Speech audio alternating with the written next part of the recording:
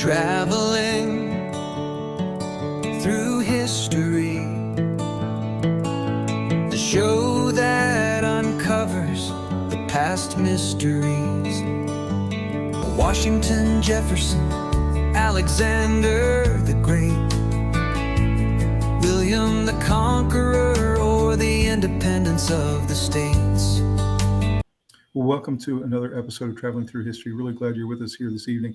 As you heard from that speech, and as you can see in the cover page behind me, tonight we're going to be talking about a very consequential person in the 20th century, one of the great leaders of the West, and that is Winston Churchill, who was the Prime Minister of the United Kingdom twice.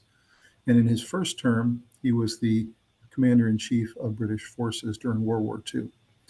He had an incredibly consequential and important life, starting in the late 1800s when he joined the military as a young man.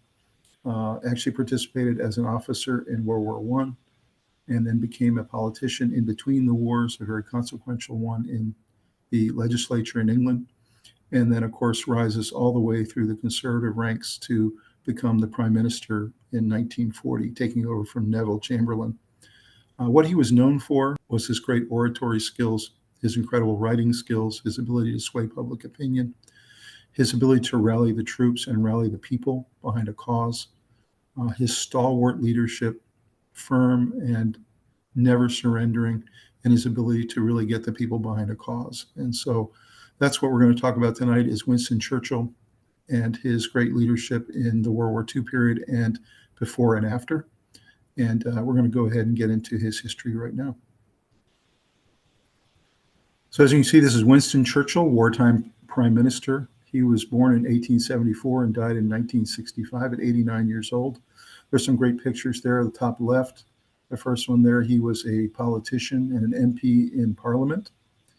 In the bottom left picture there, you can see him getting out of his car. He was prime minister in his first term, always had a cigar in his mouth and always had a smile on his face, other than when he was scowling at his enemies.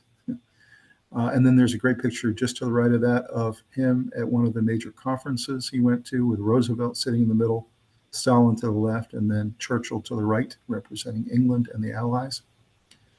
Just to the right of that, a great picture of the Union Jack flag, and it's signed by Churchill at the bottom. And that's actually in one of the major museums in England. To the right of that, a great picture of Churchill there in his commander-in-chief uniform during World War II. He's out in the field with the troops. And then just above that, another picture of Churchill. Always had a cigar in his mouth, always had a top hat on, and always had that same look on his face. And we're going to go ahead and get into all the details of Churchill and his impact right now. So Winston Churchill was a prominent British statesman, military officer, and writer who served as Prime Minister of the United Kingdom during World War II. He's widely celebrated for his leadership during the war, particularly his powerful speeches and unwavering resolve against Nazi Germany. His political career spanned decades, including roles in both liberal and conservative parties. He was a prolific author, winning the Nobel Prize in Literature. He served as conservative prime minister twice, his first term from 1940 to 1945, and then he was actually defeated in 1945 in general election by Labor leader Clement Attlee. And then he served a second term from 1951 to 1955, also for the Conservative Party. See a great picture there on the bottom center of his statue in London. I've actually been to that site. It's a really cool site in London. And there's an inscription there about Winston Churchill and his contributions. To the right of that, you see Churchill actually signing one of his speeches in the legislature. And then to the upper right, you see a great picture of Winston Churchill there in his first term, often in a tuxedo or some type of suit. This is actually one of the rare situations he didn't have one of his top hats on. In terms of his early life, Winston Churchill was born on November 30th, 1874, in Blenheim Palace, Oxfordshire. And he came from a rich aristocratic family with a British father and an American mother. And that always fascinated people, especially in the United States. The fact that Churchill was half British, half American, always made him feel like he had a connection with the United States and with U.S. leaders. Although achieving poor grades in school, His early fascination with militarism and the military in general saw him join the Royal Cavalry in 1895. He was educated at Harrow and Sandhurst and initially pursued a military career, serving in the British Army in India and Africa. He gained recognition as a war correspondent covering conflicts in Cuba, India, and South Africa. As a soldier, Churchill traveled widely, including trips to Afghanistan, Egypt, and South Africa. So you see some great pictures there on the bottom left of Churchill. One of the times he was not in the military and he was in private service. Just to the right of that, he was actually an 18-year-old teenager with his top hat on. To the right of that, you see his mother, who was the American, and he's in a little suit. He was actually in second grade at that time. Just to the right of that is a picture of Churchill when he signed up in 1895 for the Royal Cavalry. So that was his first military picture. And above that, of course, is a picture of him as a boy and what they would be dressed at the time. Really interesting thoughts there about Churchill and his early life. In terms of his military career, Churchill had a 50-year association with the British military, starting with his commission as second lieutenant in 1895. He served in various campaigns across the globe, including India, Sudan, South Africa, gaining fame as a war correspondent and an author. During World War I, he served as a battalion commander on the Western Front after resigning from the government following the Dardanelles campaign, which he was a big contributor to, and it was a big disaster. So he actually had to kind of get his reputation back at that time. So starting back in 1895, he was commissioned as the second lieutenant, as we mentioned, and that was in the 4th Queen's Own Hussars, which is the group that he joined, the cavalry group. From 1895 to 1900, he saw action in Cuba, India, Sudan, and South Africa. During the Second Boer War in South Africa, he gained fame as a war correspondent and was even captured and held as a prisoner of war in South Africa before he escaped. And there's a huge story behind this, a really interesting story when he was prisoner of war and how he survived that experience, and then how he escaped and how he was given aid by several individuals who helped him escape and helped him get to safety so he could get back to England. In 1902, he became a reserve officer in the Queen's Oxfordshire Hussars. From 1911 to 1915, Churchill served as First Lord of the Admiralty, which is the civilian head of the Royal Navy. And then in 1916, he returned to military service, commanding the 6th Battalion Royal Scots Fusiliers on the Western Front. So you can see several times in his life through these 50 years, would enter military service for a couple of years and then leave and go do either war correspondent or become a politician. So he really had an interesting career. 1917 to 1919, he served as the Minister of Munitions under Prime Minister David Lloyd George. And then in 1944, of course, during the war as Prime Minister, he requested the Queen's Own Oxfordshire Hussars to be sent to France. This is the unit he used to be part of some 30 years earlier.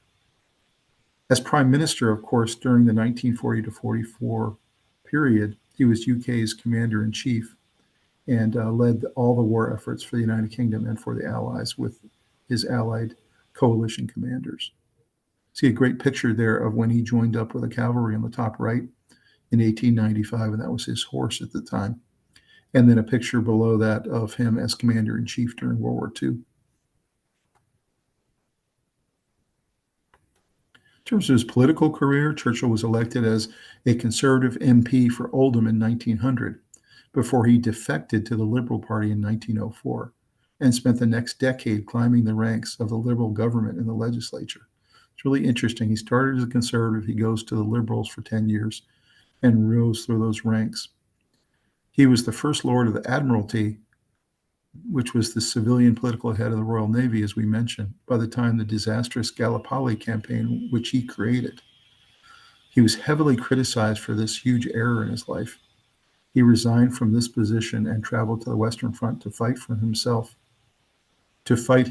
for the British military at the time, and he was trying to get his reputation back. The interwar years saw Churchill again cross the floor from Liberals back to the Conservative Party. He served as Chancellor of the Exchequer from 1924, when he controversially opted for Britain to rejoin the gold standard from the pound. It's a really interesting decision there in 1924 to go back to the gold, which was obviously very much debated at the time in the legislature.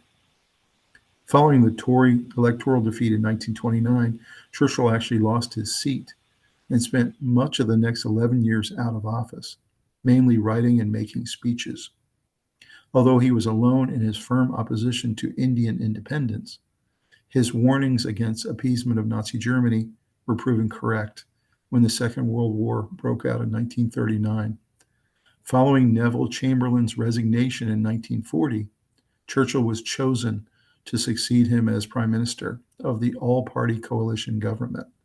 So very interesting there if you think about it. He had been a conservative, then a liberal, and then back to the conservatives. So he really spent time in both parties. And everyone felt comfortable allowing him to take over as leader of this all-party coalition government, who had come together during these very dark times during war to say that party didn't matter anymore. We need to come together as a country. So then, of course, we talked about his loss in 1945. So he was out of office for a term. And then by his reelection in 1951, Churchill was, in the words of Roy Jenkins, gloriously unfit for office.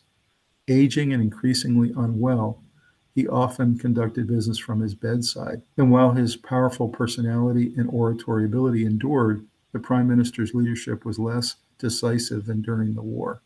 It's really interesting that he had two very different terms. The first term, of course, he was one of the great leaders of the 20th century. The war wouldn't have gone as smoothly as it did without his ability to rally the people behind the effort, both the British people and their allies. And he had one of the most successful terms in British history. And his second term, the British people wanted him back because they had such fond memories of him as Prime Minister in the first term. But really, he was so sick at the time and often in and out of bed, in and out of hospitals, that he wasn't very effective in his second term.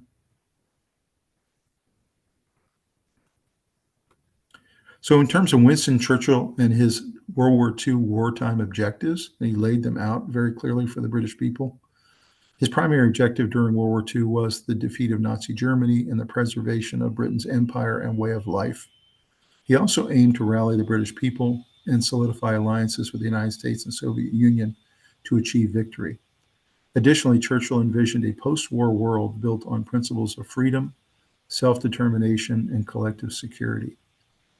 And this lays out right here what all his objectives were: defeating Nazi Germany, rallying the British people for the war effort, preserving the British Empire, forming allied coalitions, shaping the post-war world, strategic leadership in the West, and then warning about Soviet expansion. You see some great pictures there on the top right of him giving one of his many speeches, and really his biggest weapon in World War II. And many people believe he won the war based on his speeches in terms of the British perspective. So that's there on the top right. Just below that, a picture of Churchill with Charles de Gaulle, who was the leader for the French at the time, one of his big allies. And then, of course, just to the left of that, a picture of Churchill with Franklin Delano Roosevelt, FDR, who was the American president during World War II. In terms of Winston Churchill's political philosophy, Winston Churchill's political ideology was complex and evolved throughout his life, but he primarily identified as a conservative, with strong elements of liberalism and imperialism mixed in. Churchill held a strong belief in the British Empire, viewing it as a force for good in the world and a civilizing influence. He was a member of the Conservative Party for most of his career, leading it from 1940 to 1955. However, he also spent time as Liberal Member of Parliament and advocated for policies associated with both parties. Churchill's long-term affiliation with the Conservative Party, and he generally supported traditional institutions and values throughout, including the monarchy and the British Empire. Although he was a conservative, he was also influenced by liberalism, particularly in his early career. He advocated for social reform, government welfare policies, free trade, and individual liberty, which were all key tenets of the Liberal Party at that time. So he really was an interesting political animal, as you can see, mostly conservative, but lots of liberalism and imperialism also mixed in. So he had really different ideas based on what issue you talked to him about. There's a picture of him there on top right, just after his second term was over, later in his life. And then just below that, a picture of his classic top hat as he's walking out of a meeting, and that's towards the end of his first term.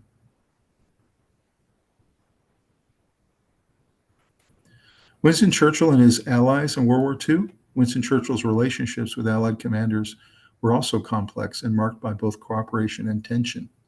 He forged a strong, special relationship with U.S. President Franklin Delano Roosevelt, but his interactions with military leaders like General Alan Brooke and General Dwight Eisenhower were often characterized by disagreements and clashes of opinion over Churchill's out-of-the-box ideas. And Churchill had a lot of interesting ideas about the war, how to do asymmetrical warfare, and how to do a lot of interesting things that had never been done before. And often these military leaders liked to play it by the book and didn't want to try some of these ideas. So there was lots of friction. He also was pushing very hard to make things faster and have war plans be executed faster. Churchill's wartime leadership involved navigating these relationships while maintaining the Grand Alliance and driving the war effort. Churchill and Roosevelt developed a close, though not always smooth, partnership. They shared a common vision of defeating Nazi Germany and worked together well to coordinate Allied strategy. However, they also had differences, particularly regarding the timing and scope of the invasion of Europe and the post-war order. The relationship with Stalin was also complex, marked by both cooperation and suspicion. Churchill was a staunch anti-communist and had deep reservations about Soviet intentions. However, the need to defeat Hitler necessitated cooperation with the Soviets. They had disagreements on strategy, particularly regarding the timing of the Second Front in Europe.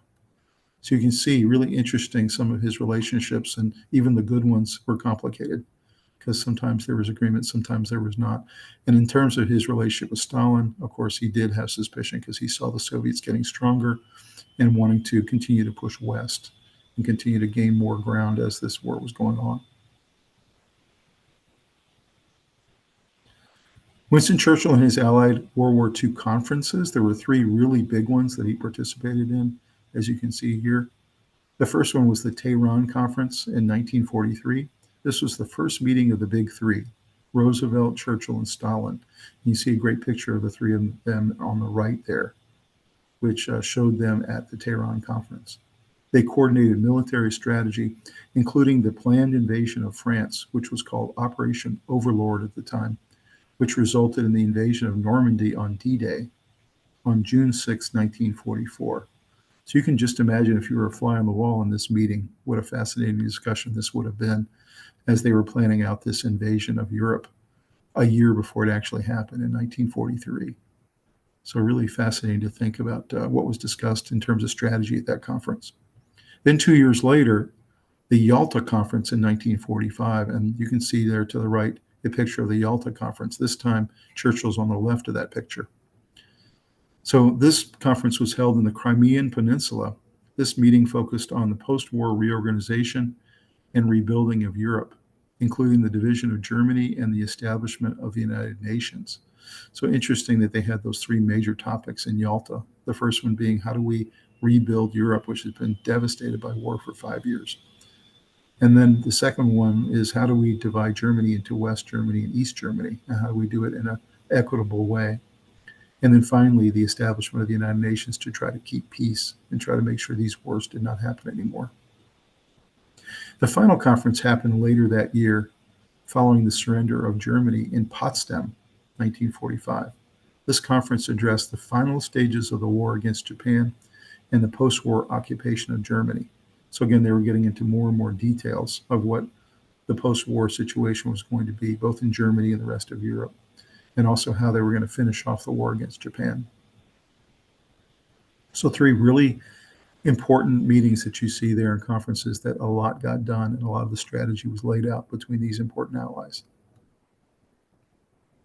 In terms of Winston Churchill's legacy, so looking back at it now, the first legacy item was his wartime leadership. Churchill is known for leading Britain to victory in World War II, inspiring the nation with his speeches and determination. His leadership during the Blitz and speeches like "We shall fight on the beaches" embody British resilience. And that's really what was the most important thing. He was the great communicator for the British people and for the Allies. And the "We Shall Fight on the Beaches" speech, you can see a picture of it there to the bottom right. That was one of the most important speeches ever given, and the most important speech he ever gave. So the next item is the Anglo-American alliance and Cold War. He played a key role in the close relationship between Britain and the United States, essential for Allied victory and crucial for the formation of NATO. His Iron Curtain speech warned of Soviet expansion and helped define the Cold War divide. So again, incredibly important aspect of what he did, which was to bring Britain and the United States even closer together as allies to help form the beginnings of NATO.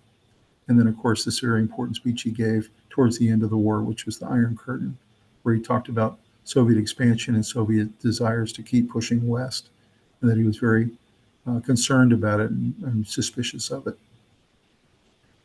His next item was European unity. Churchill advocated for the united Europe to prevent future wars, a vision that influenced the later formation of the European Union, even though he didn't envision Britain to be a member of the European Union. It's really interesting there that he was recommending to all of Europe to come together and all the countries to work together in kind of like a union where Britain would not be a member, but just an advocate and a partner with them.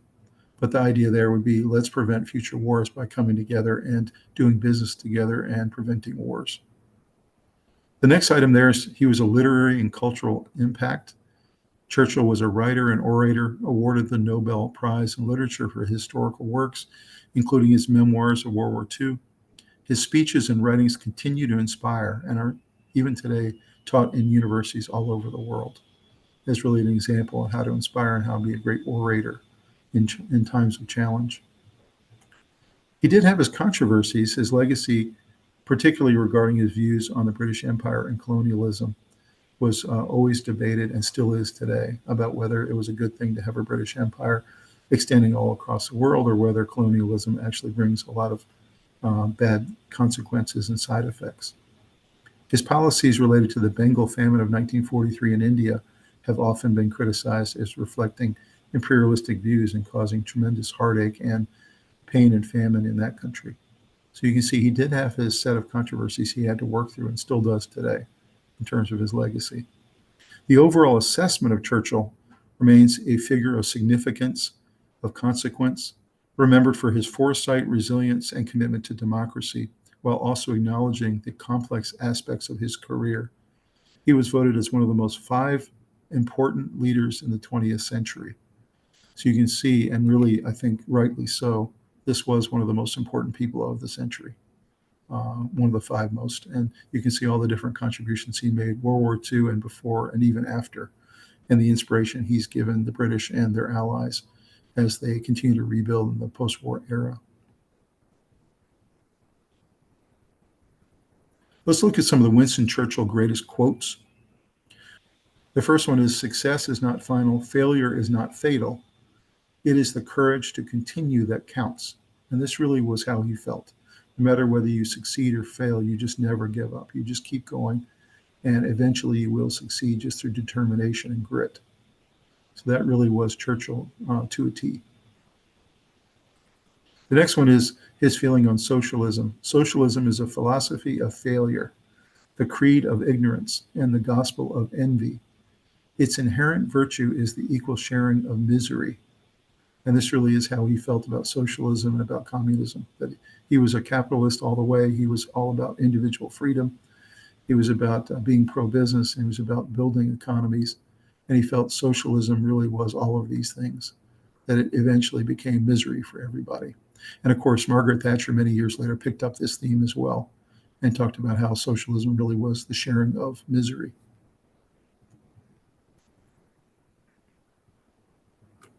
So the next one is never, never, never give up, Winston Churchill. Very similar theme about his always looking forward, and whether you are succeeding or failing, you just never give up. You just continue to push forward. Another one here, the pessimist sees difficulty in every opportunity. The optimist sees opportunity in every difficulty. So really, this is how he lived his life. This is how he ran his military operations, how he was in politics, how he was in business. He believed that you should be the eternal optimist and things will work out for you in the end. So another one here. You ask, what is our aim? I can answer in one word. It is victory. Victory at all costs. Victory in spite of terror. Victory, however long and hard the road may be. For without victory, there is no survival. So again, you can see he was very stalwart. He was very firm. He was what the Brits needed during the World War II period, because they needed someone who was going to give them hope and was going to give them backbone to be able to stand up to the Germans. Another one he said was, all the great things are simple and many can be expressed in a single word: freedom, justice, honor, duty, mercy, and hope. And these were the key words in his life. And he wrote about these a lot in his memoirs. He wrote about these in his writings. And he often would use these words in each of his speeches he gave. He believed these were the most powerful words in the English language. Another one he said, I no longer listen to what people say. I just watch what they do. Behavior never lies. And that really is true if you think about it. If you look at people's actions rather than their words, their actions actually tell what they're going to actually do. And this is what he really believed. He would watch what people would do. He would not listen to what they would say, because you could say almost anything. And then, of course, this is the text of his great "We Shall Fight on the Beaches" speech. And you can see the second paragraph being the most important in this most important speech he ever gave. We shall fight on the beaches. We shall fight on the landing grounds. We shall fight in the fields and in the streets. We shall fight in the hills. We shall never surrender. And if, which I do not for one moment believe, this island or large part of it were subjugated and starving, then our empire beyond the seas, armed and guarded by the British fleet, would carry on with the struggle until in God's good time, the new world with all its power and might steps forth to the rescue and the liberation of the old. What an amazing speech he gave here, amazing paragraph there, and really kind of summed up everything he was about and everything he was trying to give to the British people in their World War II struggle.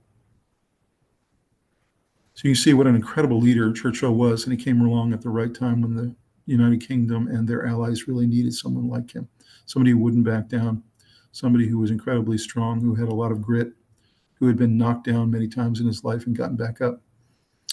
And very, very important legacy, as you can see there.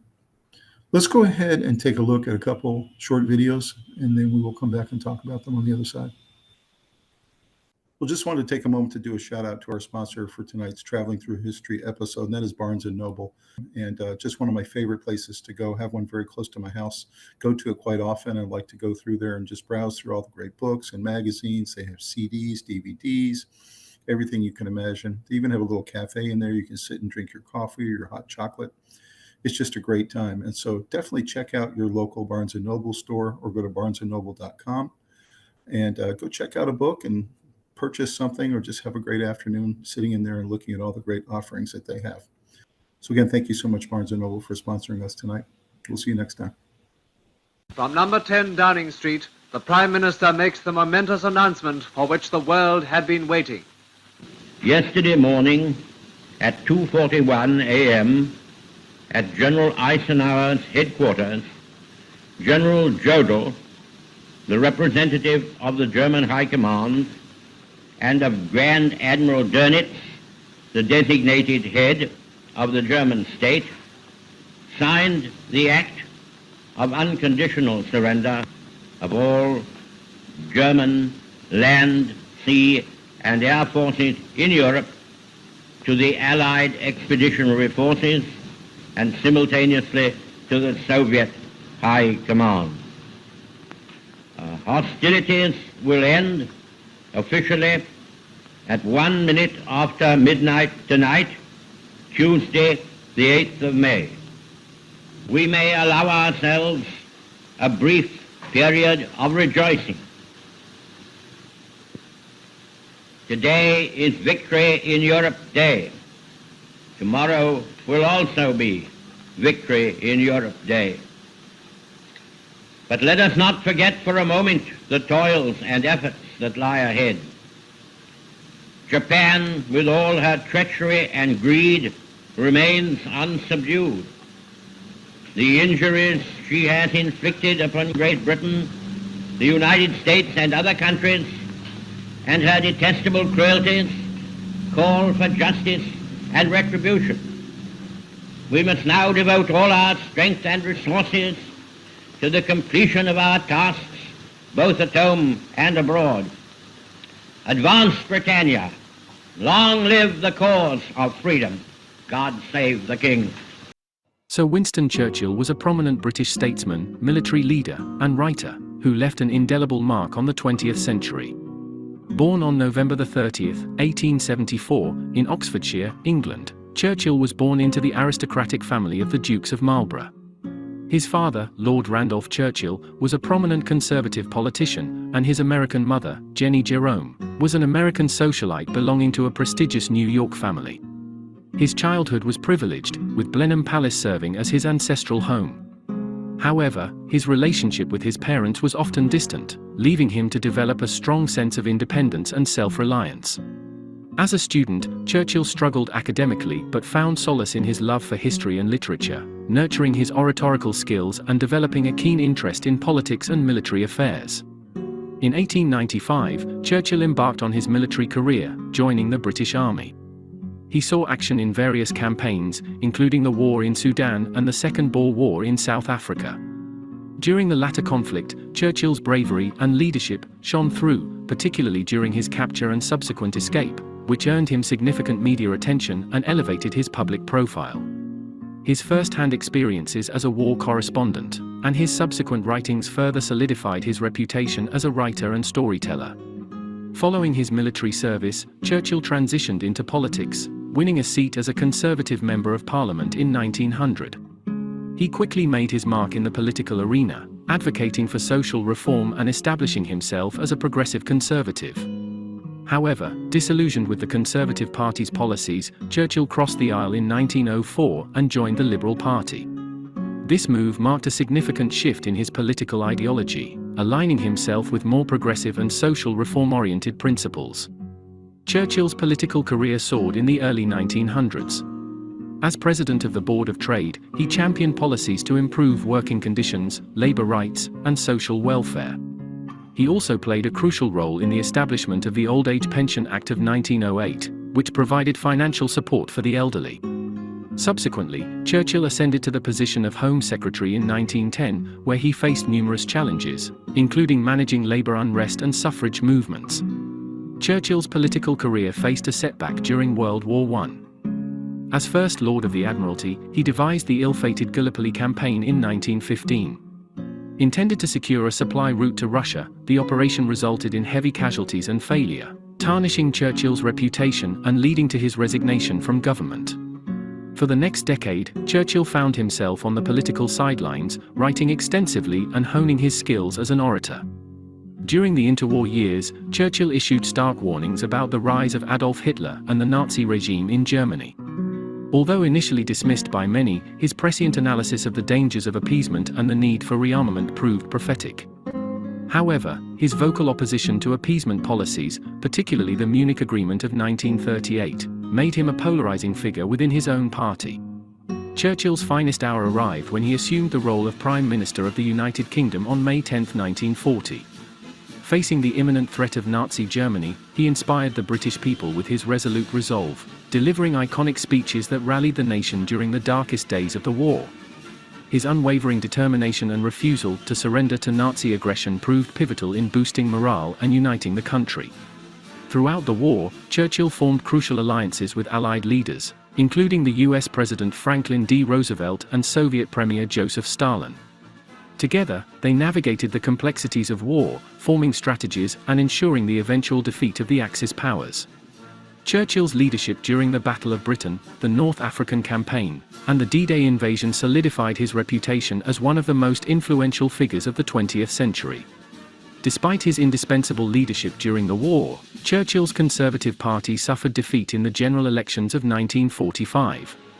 As the leader of the opposition, he continued to shape British politics, advocating for strong anti-communist policies and the preservation of British imperial interests. In 1951, Churchill was re-elected as Prime Minister and focused on domestic issues, including economic recovery and the establishment of the welfare state. Churchill eventually retired from politics in 1955, leaving behind an inspiring legacy. He continued to write prolifically, producing historical work such as his 6-volume History of the Second World War, which earned him the Nobel Prize in Literature in 1953. Churchill's influence extended beyond British borders, as he played a crucial role in the establishment of institutions like the United Nations and NATO, promoting global peace and stability. Winston Churchill passed away on January 24, 1965. His death marked the end of an era, but his legacy lives on. Churchill's leadership, resilience, and eloquence continue to inspire leaders worldwide. While his accomplishments are celebrated, his life is not devoid of controversy. His views on race, support for colonialism, and the disastrous Gallipoli campaign have drawn criticism in modern times. However, it is essential to view his life with a balanced perspective, acknowledging both his significant contributions and the criticisms directed towards him. Winston Churchill's life journey is a testament to the power of leadership, determination, and resilience. From his early struggles to his wartime leadership, Churchill's indomitable spirit shaped the destiny of nations. His enduring legacy as an orator, writer, and statesman cements his place among the most influential figures of the 20th century. His name will forever be associated with strong leadership in the face of adversity, and will continue to inspire for many generations to come. In the dark early days of the Second World War, British Prime Minister Winston Churchill had few real weapons. Allied armies were in full retreat before a powerful German army, and invasion of Britain seemed very likely. Never one to shirk a challenge though, Churchill did battle with words instead. That if the British Empire and its Commonwealth last for 1,000 years, men will still say, this was their finest hour. The speeches he delivered at that time were some of the most powerful ever given in the English language. His words were defiant, heroic, and human. They reached out to everyone in Britain, across Nazi-occupied Europe, and throughout the world. As journalist Beverly Nichols wrote, he mobilised the English language and sent it into battle. But what made his speeches so special? And how did Churchill's words affect the outcome of the Second World War?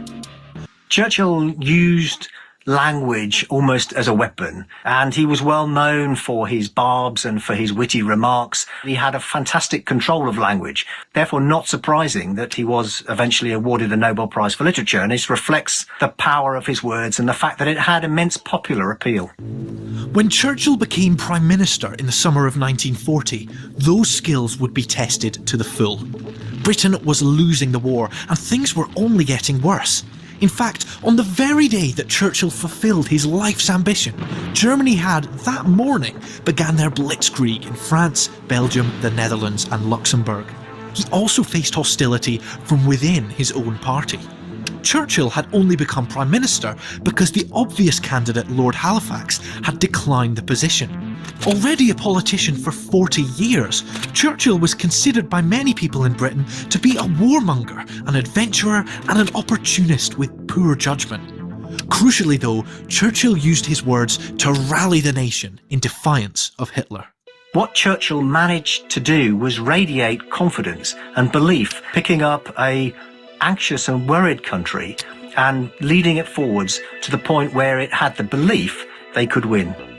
In 3 speeches from those dark days in 1940, we can see how Churchill attempted to bring the country together and encourage Britain to fight on. But what makes these speeches so powerful? Well, according to Nigel, there are 3 things that really make a Churchill speech. The first is his very idiosyncratic choice of language. The second is the rhythm of the way he constructs the speech. And the third part was the way he delivered it, the way he performed it almost. And when you bring these things together, they create powerful, uplifting speeches which capture the mood of the nation and actually really genuinely inspire people. First, let's look at his choice of language by focusing on Churchill's first speech as Prime Minister, Blood, Toil, Tears and Sweat. Given on the 13th of May, the speech aimed to define his premiership and show what Churchill was all about, while at the same time winning over his doubters in Parliament and around the country. Let's start off with that famous line. Churchill tells the House of Commons that he has nothing to offer as Prime Minister but blood, toil, tears and sweat. Now, Churchill had a large vocabulary and drew very heavily on language from the Bible and Shakespeare. Today it maybe looks a little old-fashioned, a little bit arch, but to people at the time, they would have understood it. And all of these unique phrases help to create the power and the meaning that we can still understand. As with so many Churchill speeches, he loved using alliteration in phrases like struggle and suffering. He also loved repetition. He asked himself two questions: what is our policy and what is our aim, before repeating the answer to both: to wage war until victory. This phraseology is what people take away. Churchill knew that this is what would capture the public imagination. It's the modern soundbite that he gives to people. Next, let's look at Churchill's rhythm and focus on his "We shall fight on the beaches" speech. Now, this was delivered to the House of Commons on June 4th, after the evacuation from Dunkirk. Churchill had to strike a difficult tone, celebrating the success of the operation while preparing the nation for impending invasion. Churchill achieved his signature rhythmic delivery thanks to the way his speeches were laid out on the page.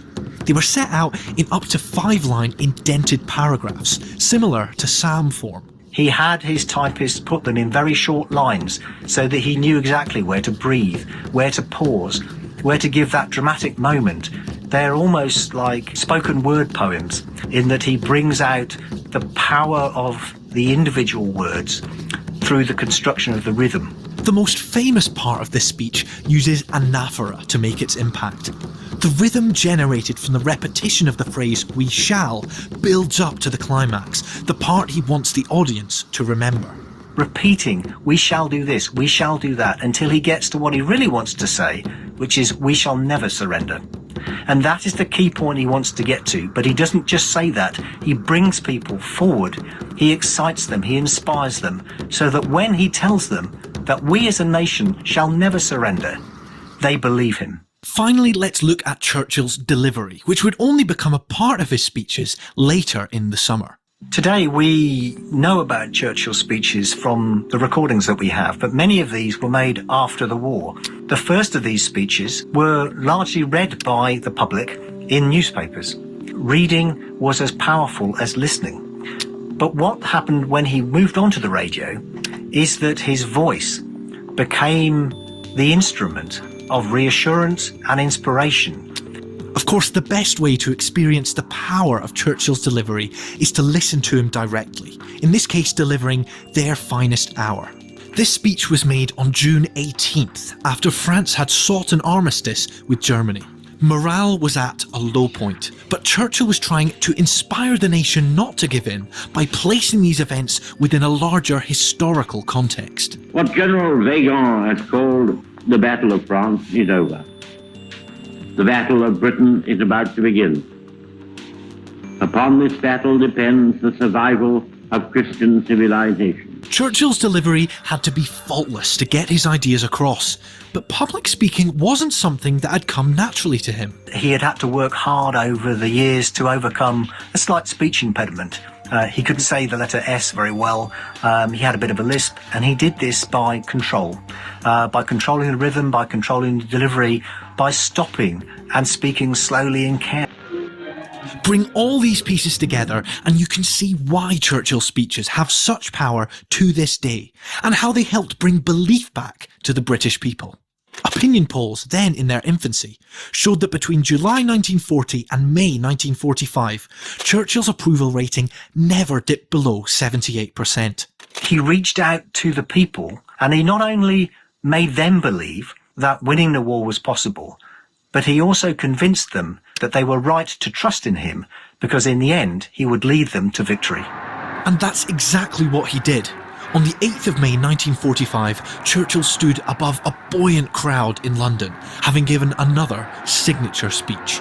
We may allow ourselves a brief period of rejoicing. Today is Victory in Europe Day.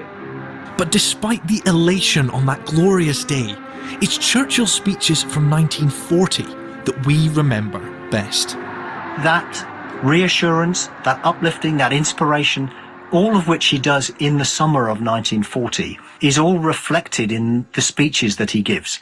And I think that is why we keep coming back to them today, because it's tremendously instructive as to how a charismatic leader can take a shaken nation and turn it around. So you can see there from those videos a lot of really interesting little tidbits. The first one being he never went below 78% approval rating with the British people. So he really was the figure that they needed at that time. During World War II, they needed someone who was strong, who was an alpha, who was a great leader, who could deal with all of the allies in an effective way, who could rally them via these speeches. Of course, back then there was very little television. It was mainly over radio and over print through the newspapers. He was really good with the written word. He was really good with the oral word. He was able to craft his speeches in a way, as you saw, that are incredibly effective, and were able to rally the people behind the cause. And so he was incredibly consequential, as you can see, very important in terms of the 20th century. And really, we're still grappling with what his impact really was during World War II and during that period.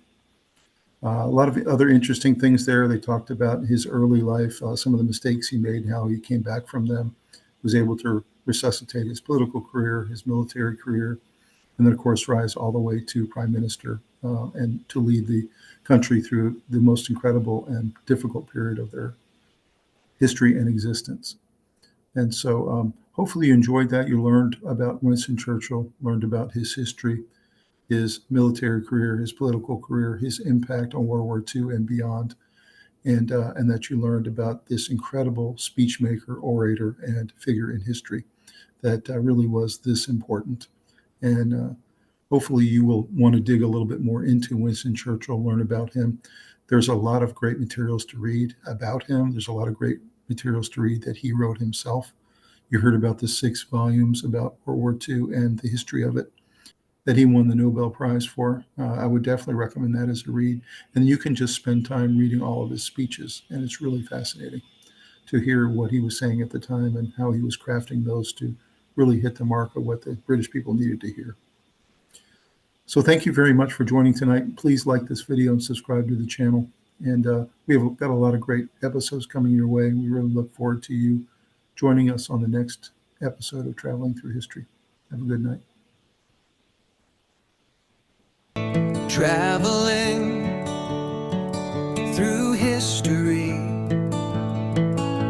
the show that uncovers the past mysteries. Washington, Jefferson, Alexander the Great, William the Conqueror, or the independence of the states.